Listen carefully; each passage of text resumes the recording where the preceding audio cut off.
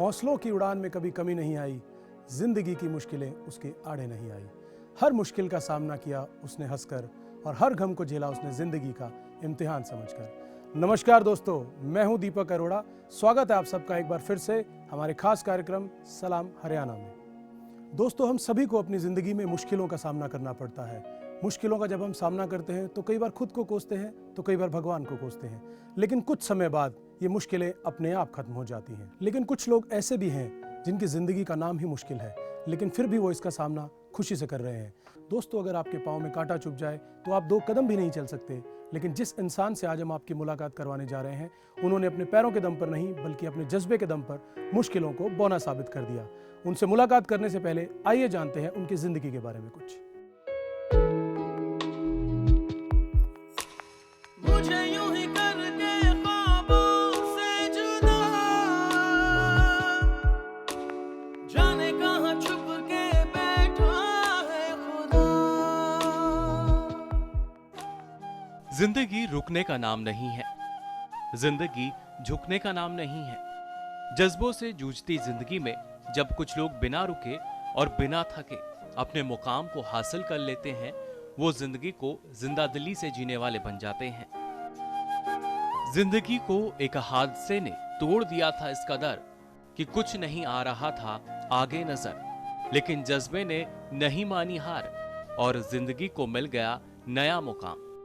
जब मैं 1.5 साल का था तो मेरे को डॉक्टर ने एक गलत टीका लगा दिया, जिसकी वजह से मेरे को पोलियो मार गया। लेकिन मैंने अपनी इस कमजोरी को अपने बीच में नहीं आने दिया। मैंने अपनी कमजोरी को ही अपनी ताकत बना लिया। पानीपत के राधे पंचाल की कहानी कुछ ऐसी ही है। पानीपत की संकरी गलियों में गरीब परिवार में जन्मे राधे के 5 भाई बहन हैं।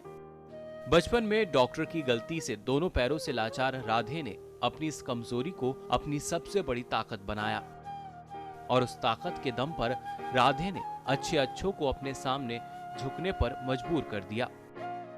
राधे का जज्बा उसके हौसलों को काफी बुलंद करता है।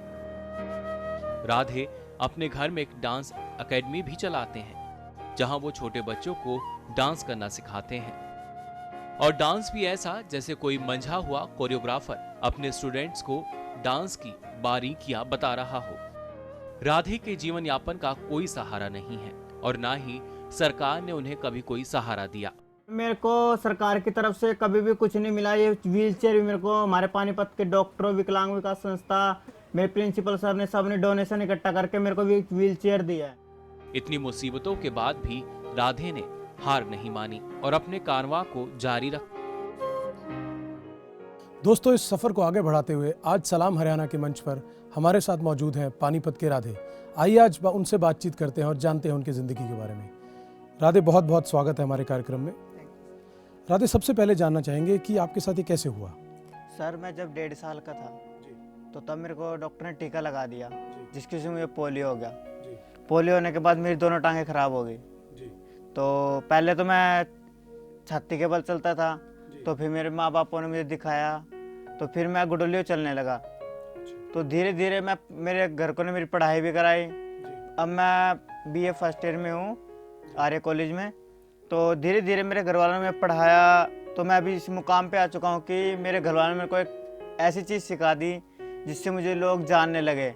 मेरे घर वालों ने मुझे डांस सिखाया, मेरे को डांस अकेडमी में डांस सिखाया, जिससे मुझे अब सब लोग जानते हैं डांस की वजह से। और ये पोलियो मुझे 1.5 साल की उम्र में हुआ था, तो मेरे घर के इतने परेशान थे कि भाई राधे क्या करेगा अब, जब ये 1.5 साल की उम्र में ही बैठ गया तो अब ये क्या करेगा। लेकिन तकदीर को कुछ और मंजूर था। मेरे में मुझे देख के रोती थी कि भाई मेरे 2 लड़के कामयाब है, एक लड़का मेरा हैंडीकैप है। तो मेरे में मुझे देख के रोती थी कि भाई ये लड़का क्या करेगा क्या करेगा क्या करेगा। भगवान ने मुझे ऐसी ताकत दी कि मैं अब अपने पैरों पे खड़े होने लगा हूँ। भगवान ने मेरे पैर नहीं दिए, लेकिन मुझे पैर पे खड़े होने की हिम्मत दे दी। मेरे को एक ऐसी कला दी, डांस। अब मैं डांस करता भी हूँ, सिखाता भी हूँ।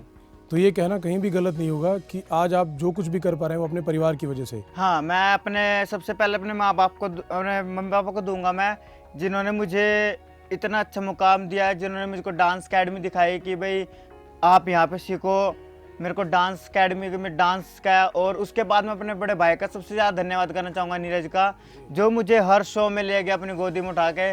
आप देख सकते हो कि वो मुझसे बड़े हैं, लेकिन इतने वजन मेरे अंदर है उतने वजन उनके अंदर है। वो मुझे अपनी गोद में उठाकर मेरे को बॉम्बे तक ले गए हैं।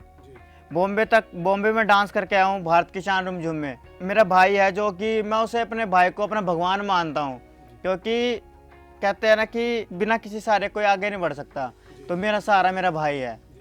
राधे, एक चीज़ और पूछना चाहेंगे कि जब आपको और आपके परिवार वालों को पता चला कि आप शारीरिक तौर से आपको पोलियो हो गया है और ये दिक्कत है, परिवार वालों ने आपको हर तरह से मदद की, सपोर्ट किया, आपको इनकरेज किया, प्रोत्साहित किया आगे बढ़ने के लिए, लेकिन कहीं ना कहीं आपके मन में भी आपने एक फैसला किया होगा कि मुझे आगे बढ़ना है तो मुझे क्या करना है। अक्सर देखा है कि ऐसे लोग जिनको किसी तरह की भी कोई दिक्कत हो या शारीरिक अक्षमता हो तो वो इतनी हिम्मत ही नहीं जुटा पाते आगे कुछ करने के लिए। वो फैसला आपने कब लिया और कब पहली बार आपने ठान लिया कि मुझे अब ज़िंदगी में कुछ करना है? मैं आपको बताना चाहूँगा, हमारे स्कूल में फेयरवेल पार्टी थी, तो सब लड़के लड़कियाँ सब डांस कर रहे थे, तो मैं उनकी तरफ बैठ के देख रहा था सिर्फ। तो मेरे जो स्कूल के प्रिंसिपल हैं वो बोले कि विराज तू भी डांस कर ले। तो मैंने अपने पैरों की तरफ देखा पहले, तो एकदम तो मेरा मन उदास हो गया कि भाई सर ने मेरे को भी डांस करने के लिए कहा, लेकिन तू कर नहीं सकता। तो फिर सर ने मेरे को हिम्मत दी। हमारे आशीष सिंधु जी हमारे सर हैं, हमारे स्कूल के प्रिंसिपल, उन्होंने मुझे हिम्मत दी कि राधे तू कुछ कर सकता है, तू आज जितना भी तेरे को आता तू करके दिखा दे एक बार, भाई इनको पता लग जाएगा। जब तक मैंने डांस नहीं शुरू किया था, मैंने डांस +2 में शुरू किया अपनी, जितना मुझे आता था उतना किया मैंने। तो आपको लगता है कि वो पल जो आपकी फेयरवेल पार्टी का था, उसके बाद आपके मन में धारणा बनी कि मुझे ये करना है, अगर बाकी सब लोग डांस कर रहे हैं मुझे भी करना है, मुझे भी इस फील्ड के लिए जाना। तो तब मैंने डांस किया तो सबको इतना पसंद आया कि मेरे लिए ताड़ियां किलकियां इतनी लगी कि मेरे को लगा कि भाई अब तू कुछ कर सकता है। उसी फेयरवेल पार्टी को अपना पहला मुकाम ऐसा बना लिया कि ये मुकाम तेरे लिए लास्ट है और फर्स्ट भी है। राधे, जब किसी के साथ भी शारीरिक अक्षमता की बात करें या इस तरह की दुविधा की बात करें तो परिवार का सहयोग होना बहुत ज़रूरी है। आपके परिवार ने आपको किस तरह से इसमें सहयोग दिया, आपका मार्गदर्शन किया और इस मुकाम पर आने के लिए आपको मदद की? मेरा जो फैमिली है वो बहुत ही मिडिल फैमिली है। वो ना तो मेरे किसी ऑडिशन की फ़ीस दे सकते हैं और ना ही मुझे दिल्ली यानी बाहर भेज सकते हैं, लेकिन मेरा एक भाई है बड़े वाला, उसने मुझे डांस में इतना सपोर्ट किया बेहद का। मेरे पापा हैं वो मिस्त्री के साथ ईंट वगैरह ढोने का काम करते हैं। अब आप इससे अंदाज़ा लगा सकते हो कि इनकी घर की स्थिति कैसी होगी। मेरा भाई एक शॉप पे काम करता है, सिर्फ और सिर्फ कपड़े की। और मैं आपको बताना चाहूँगा कि जब ऑडिशन होता था तो मेरा भाई इधर से उधर पैसे मांगने जाता था कि भाई मुझे इतने पैसे ब्याज पे दो, मेरे भाई का आज ऑडिशन है, मुझे वो दिलाना है, मुझे वो दिलाना है। मेरे घर को ने ब्याज पे ले लेके मुझे पैसे आज इस मुकाम पे पहुँचाया है। तो पूर्ण रूप से श्रेय आप अपने परिवार को देते हैं कि माली हालत अच्छी ना होने के बावजूद भी उन्होंने आपको कहीं पर हतोत्साहित नहीं होने दिया, पूरी तरह से प्रोत्साहित किया और आगे बढ़ने के लिए प्रेरित किया। इसके अलावा राधे, परिवार के सहयोग के अलावा आपने डांस को ही क्यों चुना, या आपने ये क्यों सोचा कि मुझे डांसर ही बनना? आप किसी और क्षेत्र में जाने के लिए क्यों नहीं सोचा, सिर्फ यही क्यों चूज किया आपने? इसकी क्या वजह है? मुझे डांस में ही कुछ बनना है, क्योंकि हमारे उधर एक बैकवर्ड एरिया है।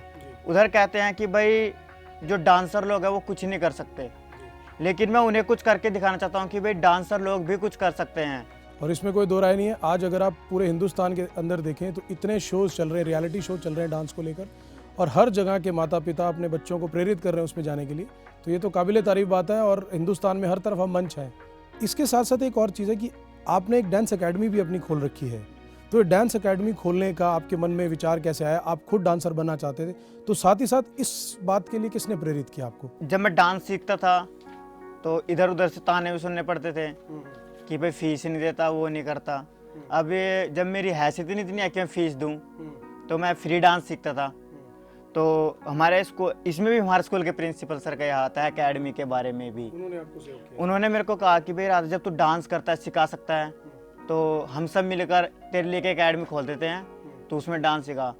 तो फिर मेरे मन में आया कि मैं बच्चों को फ्री डांस सिखाऊं, बिल्कुल फ्री सिखाऊं।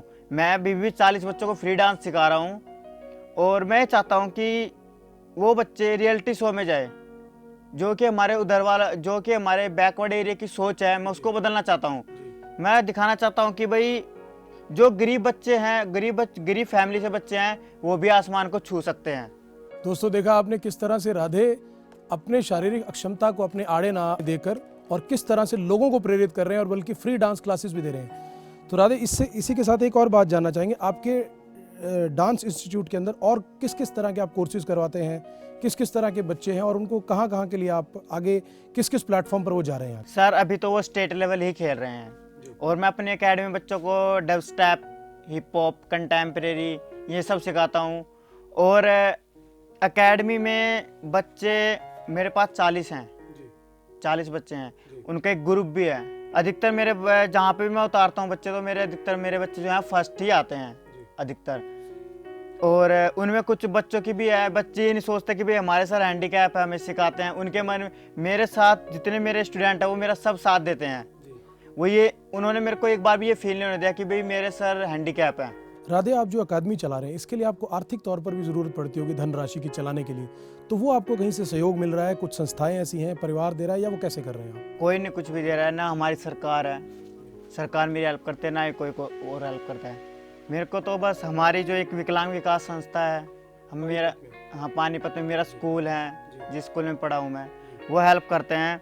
और जो बच्चे फीस दे देते हैं, कोई यानी कि कोई 100 रुपये देता है, कोई 50 रुपये, वैसे मेरी एकेडमी फ्री ऑफ कॉस्ट है, फ्री ऑफ कॉस्ट। तो जो भी बच्चा पैसे देता है तो मैं उन्हीं से अपना गुजारा करता हूँ। मेरे को कोई आर्थिक किसी तरह की आपको आर्थिक और माली सहायता कहीं से नहीं मिल रही।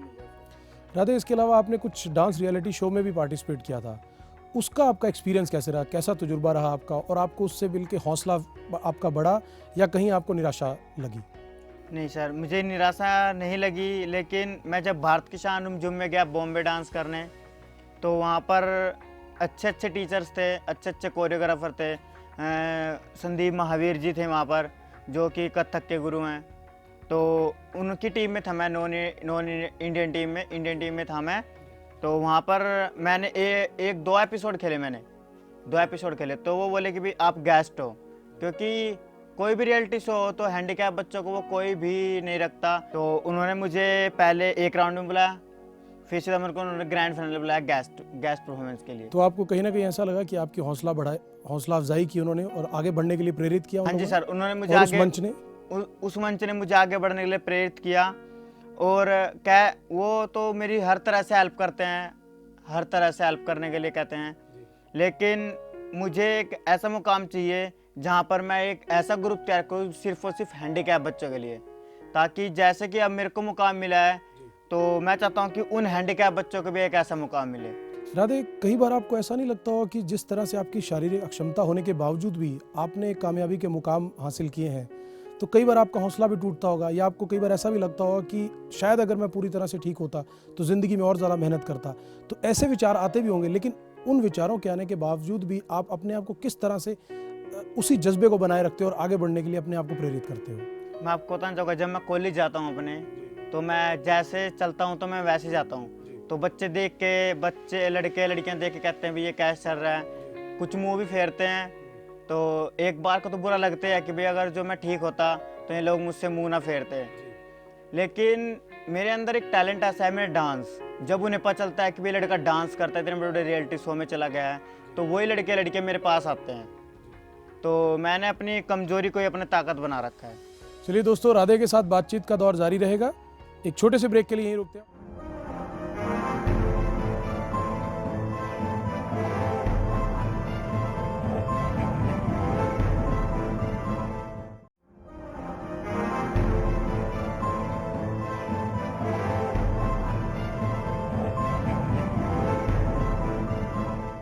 ब्रेक के बाद एक बार फिर से आप सबका स्वागत है दोस्तों।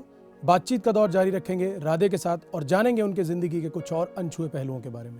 राधे, चलिए अब बात करते हैं आपके परिवार की। जैसे कि आपने बताया कि आपके भाई ने आपको बहुत सपोर्ट किया, आपको मदद की, एनकरेज किया आगे बढ़ने के लिए। आपके परिवार में और कौन कौन है? मेरे परिवार में मम्मी है, पापा हैं, 2 भाई हैं, 2 बहनें हैं। कुछ उनके बारे में बताइए कि आपके बाकी भाई बहन और माता पिता क्या करते हैं?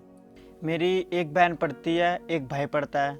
मेरी जो बड़ी बहन है, मैं आपको एक बात बताना चाहता हूँ अपनी बड़ी बहन के बारे में। जब मेरा फर्स्ट शो था, फर्स्ट शो का मैं ऑडिशन देने गया था, तो मेरी बहन तब शाल सिलती थी। तो मुझे अपने शो के लिए ड्रेस चाहिए थी, ड्रेस। तो मेरे घर में उस टाइम पे पैसे नहीं था कुछ भी।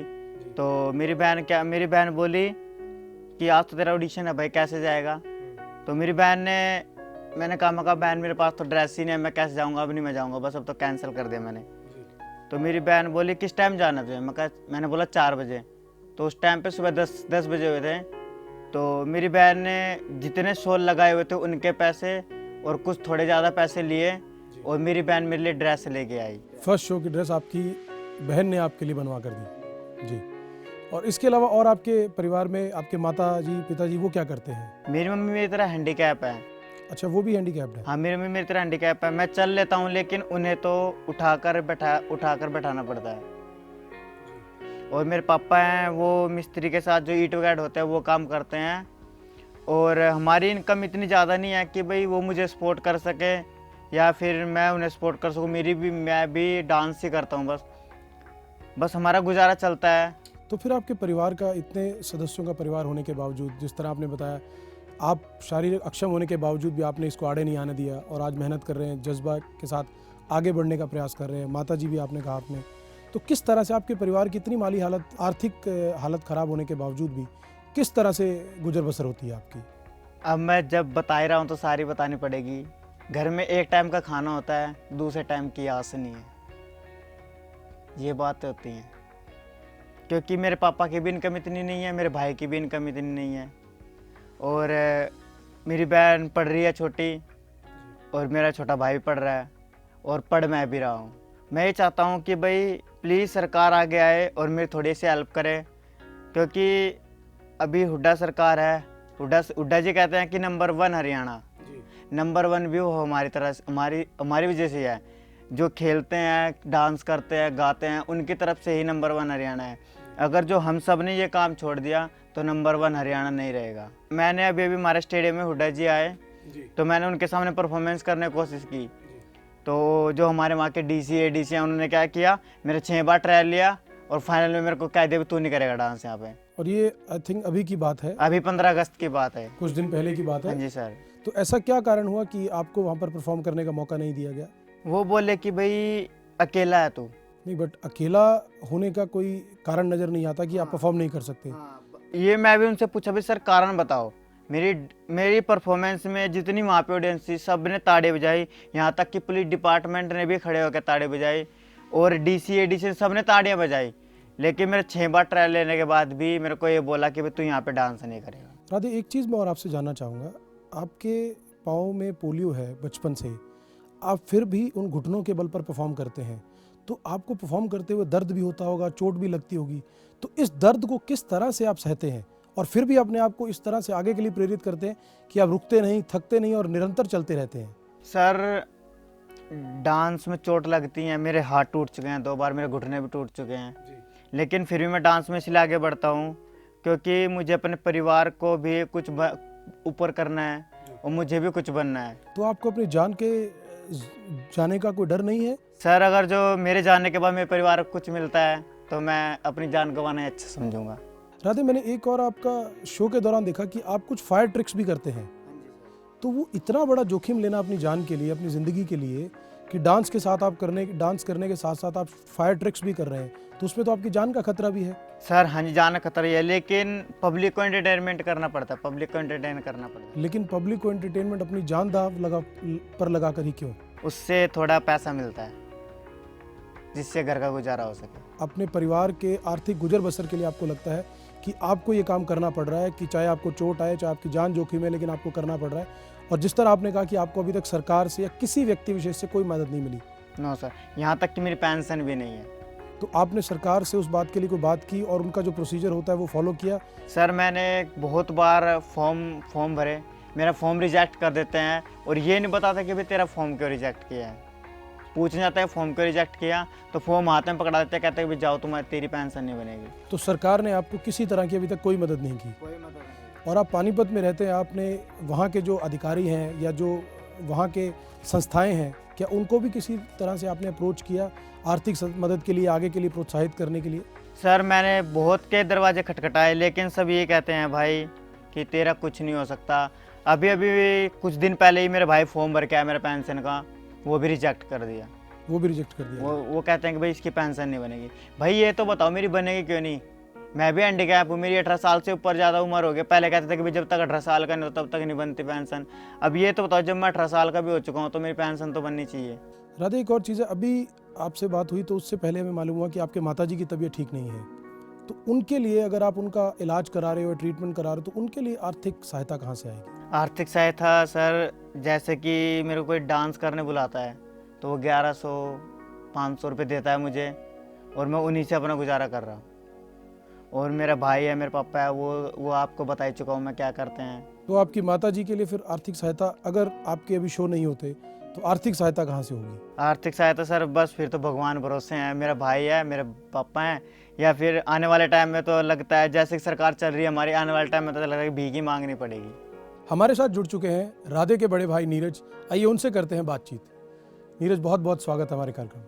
नीरज, आपसे जानना चाहेंगे कि राधे का जब बचपन में आप लोगों को पता चला कि ये शारीरिक तौर पर इनको पोलियो हो गया है, और जिस तरह राधे ने भी बताया कि सबसे ज़्यादा मदद, सबसे ज़्यादा सपोर्ट आपने किया इनको परिवार में, तो आपको क्या क्या मुश्किलों का सामना करना पड़ा राधे के लिए, इनको बड़ा करने के लिए और इनको प्रेरित करने के लिए? जब सर ये 1.5 साल का था तो पहले सही था, चलता था जी तो डॉक्टर ने इसको टिक्का लगा दिया जी तो सभी शौक में पड़ गए कि चलता था कि ये हुआ क्या एक रात में। जी तो इसमें हमें बड़ी दिक्कतें उठानी पड़ी क्योंकि फैमिली सपोर्ट भी इतनी नहीं आया, पीछे से ऐसी बैकग्राउंड ऐसी है हमारी। जी तो हमें हमने जगह जगह इसको दिखाया, जो भी हमारे पे बना हमने इसको दिखाया, इधर उधर से पैसे लेके उठाया। जी जो भी माँ बाप, जब तो हम भी बड़े छोटे थे जब इसको पोलियो हुआ, जी तो मुश्किलें इतनी आती गई। तो फिर डॉक्टर ने जहाँ भी जिसने गया हमने दिखाते गए, इधर उधर जहाँ भी लेके गए दिखाते गए। जी उसके बाद अब जब इसको लगा कि ये अब इसको पढ़ाया भी हमने जी फैमिली, मैं तो बिल्कुल कि फैमिली की इतना नहीं था कि मैं पढ़ सकूँ, मैं आज तक एक भी क्लास नहीं पढ़ा। जी मगर कि मेरा एक शौक है कि मैं अपने जितने